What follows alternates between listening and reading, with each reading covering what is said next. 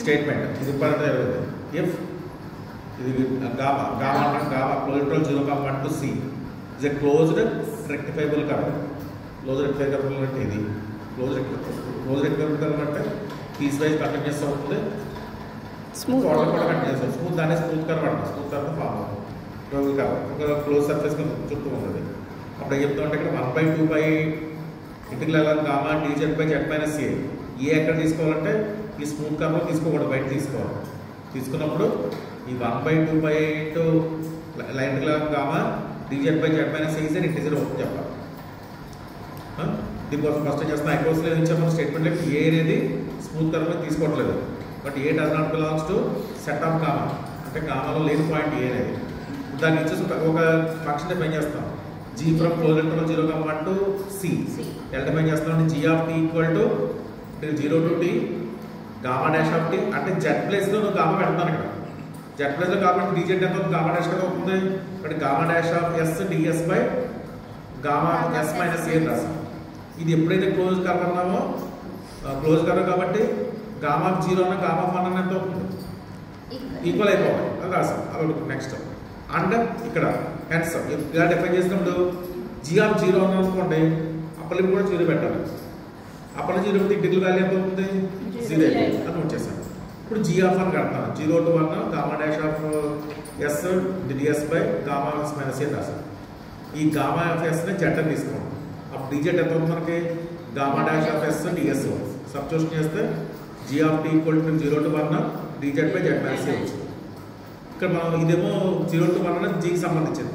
G ఎక్కడ మనకి కర్వలో కదా ఉంది, అందువల్ల లైన్ కర్వ కామా dz/z మైనస్ a రాస్తాం. దేని వాల్యూ మనకి g ఆఫ్ 1 వాల్యూ. ఇప్పుడు మీరు ఏం చేస్తారంటే మళ్ళీ g డాష్ ఆఫ్ t తీసుకోండి. g డాష్ ఆఫ్ t అంటే ఏం చేయాలి, ఇంటిగ్రల్ క్యాన్సిల్ చేశారు.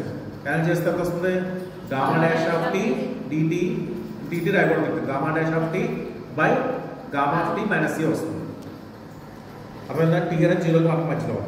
ఇప్పుడు దీనికి మీరు ఏం క్యాలిక్యులేట్ చేస్తారంటే ఇది గుర్తుపెట్టుకోవాలి, d/dt ఆఫ్ t పక్క యాడ్ చేసేయండి.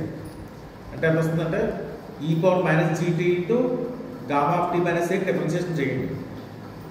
ఇక్కడ e power minus gt of gamma of t minus a అంటే దీనికి డిఫరెన్షియేషన్ కట్టాలి. దీన్ని u ఫామ్లో అప్లై చేయండి.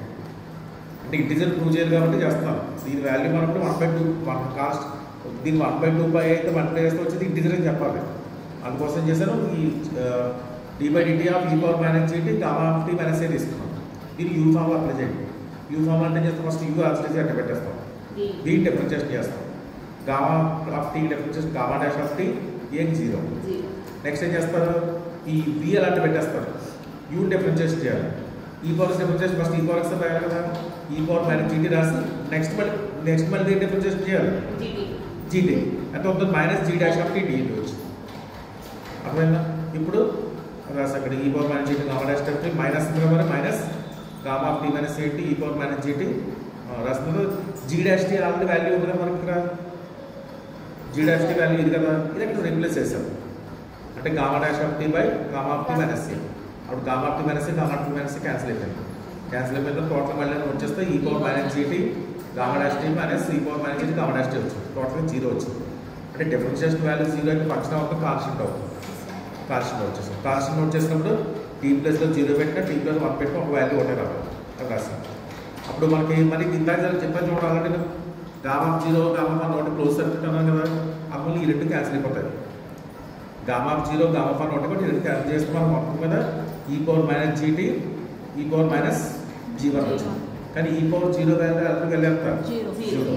అంటే పవర్ 0 అయితే మరి ఎక్స్ప్రెషన్ వాల్యూ అంతా 1 అవుతుంది. అంటే టోటల్ మనకి ఎంత వచ్చింది, ఈ power minus g of 1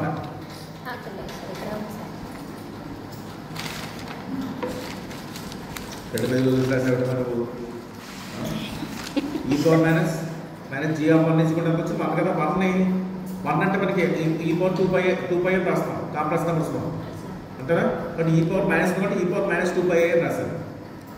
base equal అయ్యే పవర్లు ఈక్వల్ చేయండి. g of 1 equal to minus g of 1 equal minus 2π into k. అర్థమైందా, ఇక్కడ మైనస్ కొట్టేస్తాం. మైనస్ కొట్టేస్తే g ఆఫ్ 1 అంటే వచ్చేసాను 2πకి, ఆ 2πకి వచ్చాను k అంటే కాన్స్టెంట్. అర్థమైందా, ఇక్కడ మీరు గుర్తుపెట్టుకోవాల్సిన సింపుల్గా ఎందుకు పెట్టుకోవాలి ఇక్కడ g of zero value zero కాబట్టి ఈ పవర్ జీరో 1 అయింది. 1 మనం కాంప్లెక్స్ నెంబర్తో రాస్తాం. 1 అంటే ఏం రాస్తాం? ఈ పవర్ 2πi అని రాస్తాం. కొంతమంది కే పెట్టండి. కేకే ఎన్ని వాల్యూ ఇవ్వచ్చు అంటే ఈ పవర్ 0 అన్నా ఈ పవర్ 2π అంటే 6 0 అన్నా 6 2π అన్న వాల్యూ ఎంత 1 6 4π అన్న వాల్యూ ఎంత 1 6π అన్న వాల్యూ ఎంత 1 అప్పుడు ఇంటిజర్ పెట్టచ్చు అంటే కే పెట్టాం. అప్పుడు ఏదైనా దీన్ని బట్టి డిఫరెన్స్ కూడా వచ్చేయండి. గామా రోజు రెక్టాంగులర్ కర్వ్ అయితే ఇప్పుడు వాల్యూ వచ్చింది కదా, వాల్యూ వచ్చి మనం 1/2π ఇంటూ dz/z-a ఆ z- పైకి తీసి వచ్చేయండి. z- 2π వచ్చింది. దాన్ని ఏమంటామంటే దీన్ని ఇండెక్స్ అంటాం.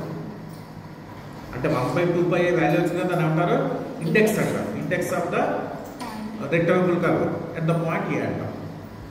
ఇండెక్స్ అంటే ఎంత అవుతుంది మనకి 2πik వాల్యూ ఇండెక్స్ అంటాం.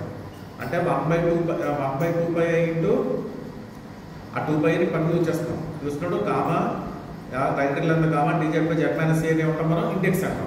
ఆ ఇండెక్స్ వాల్యూ ఎంత మనకి 2πik నోటేషన్ ఇలా నోట్ చేస్తాం. u of gamma at a and index of gamma at A.